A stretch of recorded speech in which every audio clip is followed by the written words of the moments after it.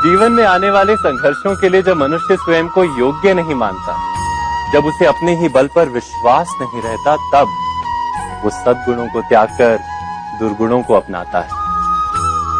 वस्तुतः मनुष्य के जीवन में दुर्जनता जन्म ही तब लेती है जब उसके अंतर में आत्मविश्वास नहीं होता। आत्मविश्वास ही अच्छाई को धारण करता है। ये आत्मविश्वास है क्या?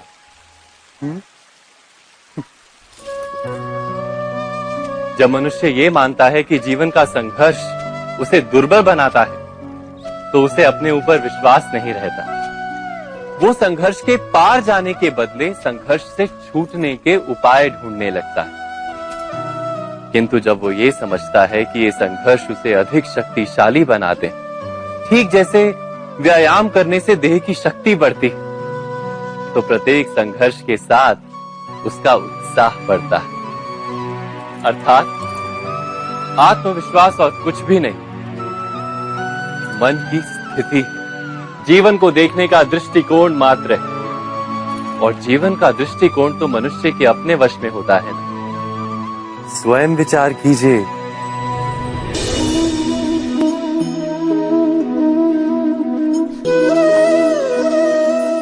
सत्ता की लालसा सबके हृदय को घेरे रहती है।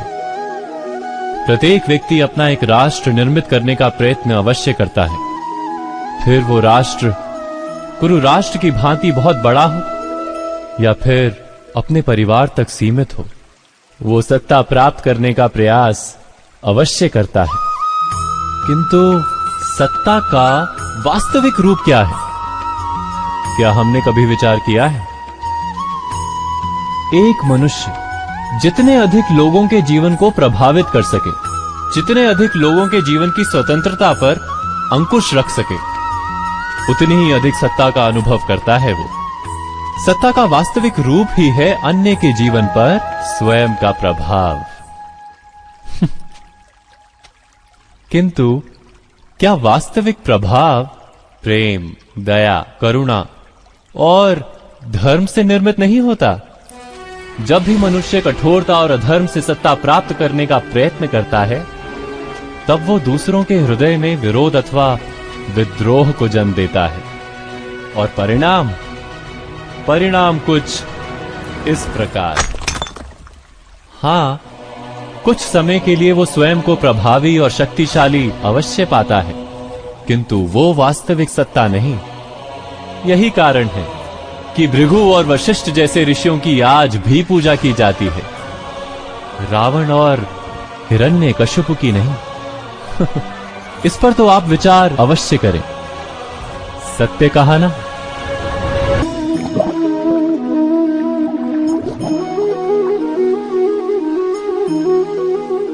इस संसार में आने वाला प्रत्येक बालक संपूर्णतः संस्कार रहित होता है। उसके अंतर पर ना किसी अच्छे संस्कार के चिन्ह अंकित होते हैं, ना ही बुरे संस्कार के।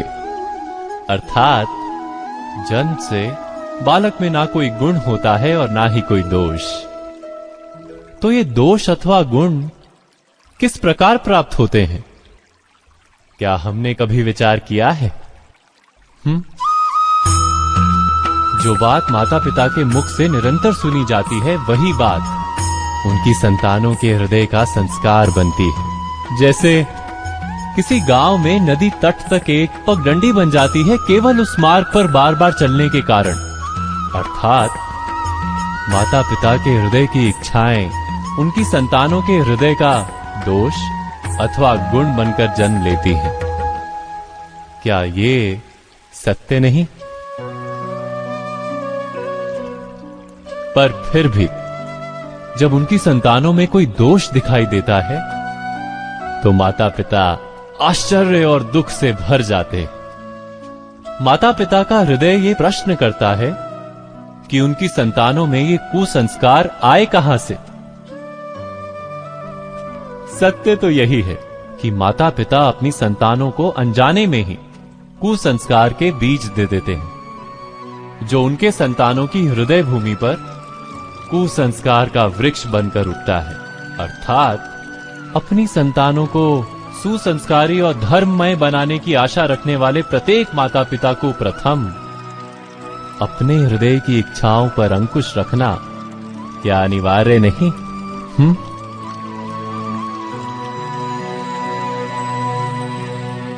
प्रत्येक माता पिता इस पर विचार अवश्य कीजिएगा।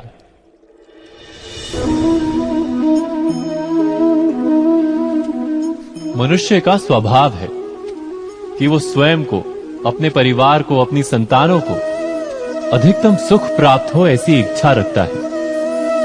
इसी कारण से हम सदा श्रम और कष्ट से अंतर रखते हैं, विश्राम और सुविधाओं को बढ़ाने का प्रयास करते हैं। स्वयं अपने जीवन का विचार कीजिए, क्या ये सत्य नहीं कि हम अपनी संतानों के लिए सदा ही विश्राम और सुविधा का आयोजन करते हैं? पर क्या कभी सोचा है केवल विश्राम से क्या लाभ प्राप्त होता है? केवल सुख और सुविधा जिन्हें प्राप्त हो उनका जीवन कैसा होता है? शरीर जब श्रम करता है तो अधिक स्वस्थ बनता है। बुद्धि भी जब कठिन चुनौतियों का सामना करती है तो अधिक तेजस्वी बनती है। ये हम सबका अनुभव है, पर हम शायद ये भूल जाते हैं कि मन और आत्मा को जब कठिनाइयां प्राप्त होती हैं, तब वे भी अधिक बलवान होती हैं। अर्थात जब भी हम अपनी संतानों को श्रम और दुख से दूर रखने का प्रयास करते हैं, क्या वास्तव में उनके सुख का मार्ग बंद नहीं कर देते? स्वयं विचार कीजिए।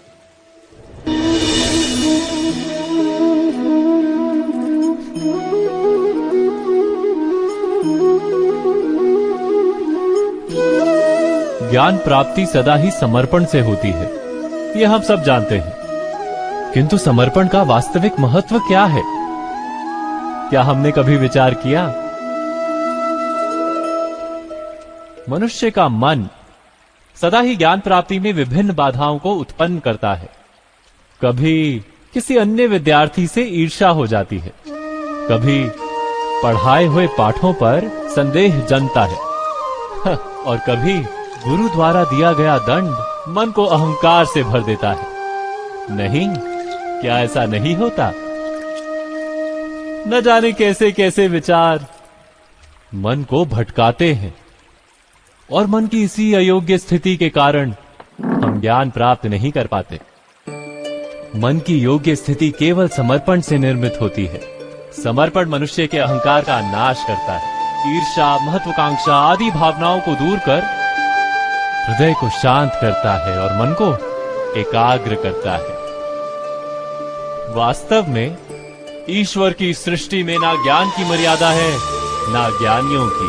गुरु दत्तात्रेय ने तो गाय और श्वान से भी ज्ञान प्राप्त कर लिया था। अर्थात विषय ब्रह्म ज्ञान का हो, या जीवन के ज्ञान का, या गुरुकुल में प्राप्त होने वाले ज्ञान का, उसकी प्राप्ति के लिए गुरु से अधिक महत्व है उस गुरु के प्रति हमारा समर्पण। क्या ये सत्य नहीं? स्वयं विचार कीजिए।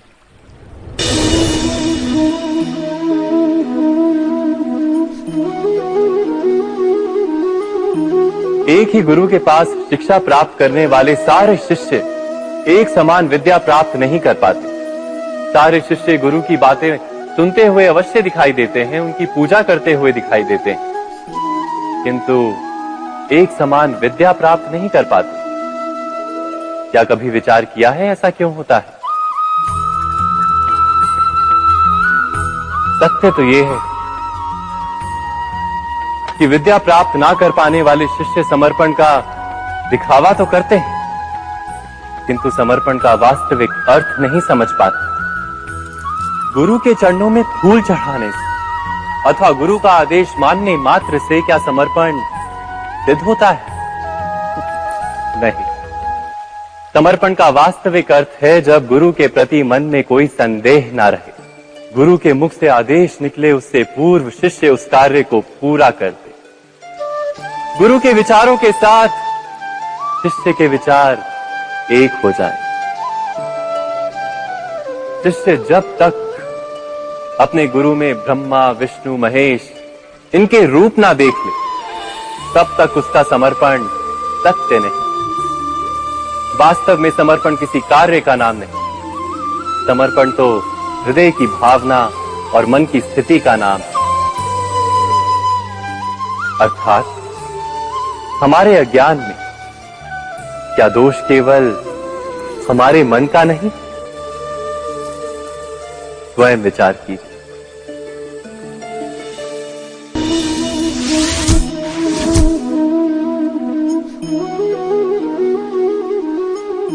श्रेष्ठता का क्या अर्थ है? श्रेष्ठता का अर्थ है दूसरों से अधिक ज्ञान प्राप्त करना। अर्थात मूल्य इस बात का नहीं कि स्वयं कितना ज्ञान प्राप्त किया, मूल्य इस बात का है कि प्राप्त किया हुआ ज्ञान अन्य लोगों से कितना अधिक है। अर्थात श्रेष्ठता की इच्छा ज्ञान प्राप्ति को भी एक स्पर्धा बना देती है। और स्पर्धा में विजय अंतिम कब होती है?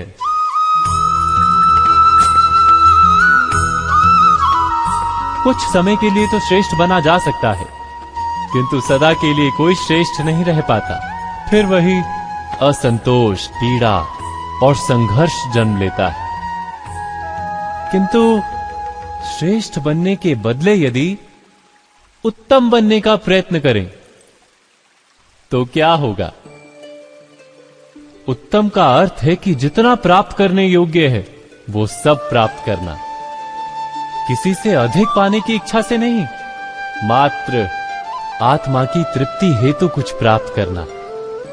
उत्तम के मार्ग पर किसी अन्य से स्पर्धा नहीं होती, स्वयं अपने आप से स्पर्धा होती है। अर्थात उत्तम बनने का प्रयत्न करने वाले को देर अबेर सारा ज्ञान प्राप्त हो जाता है, बिना प्रयत्न के ही वो श्रेष्ठ बन जाता है। किंतु जो श्रेष्ठ बनने का प्रयत्न करता है वो श्रेष्ठ बने या ना बने, उत्तम कभी नहीं बन पाता।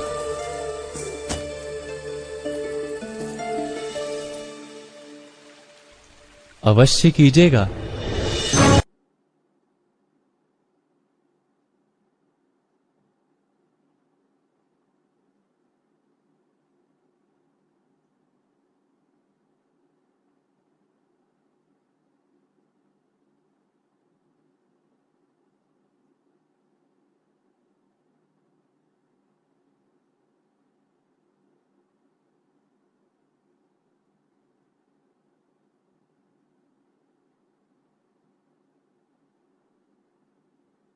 ग्रंथों में लिखा गया है कि यदि मनुष्य मौन रहना सीख ले तो उसकी अधिकांश समस्याएं स्वयं ही समाप्त हो जाती हैं। और सत्य में मौन में बड़ी शक्ति होती है, बड़ा बल होता है। किंतु वो बल किस काम का जो समय आने पर आपके काम ही ना आए? क्या सदा मौन रहना उचित है? नहीं। इतिहास साक्षी है, संसार में अधिक विपदाएं इसलिए आई क्योंकि समय पड़ने पर मनुष्य उसका विरोध नहीं कर पाया, मौन रह गए। यदि मौन रहना शस्त्र है तो उसका सही समय पर उपयोग करना भी आवश्यक है। यदि अकारण मौन रहोगे तो बुरे तत्व उसे सहमति समझ लेते, फिर धीरे धीरे वो आपका स्वभाव बन जाता है, आपका अभ्यास हो जाता है, और फिर आपका व्यक्तित्व एक साधारण से पाषाण के भांति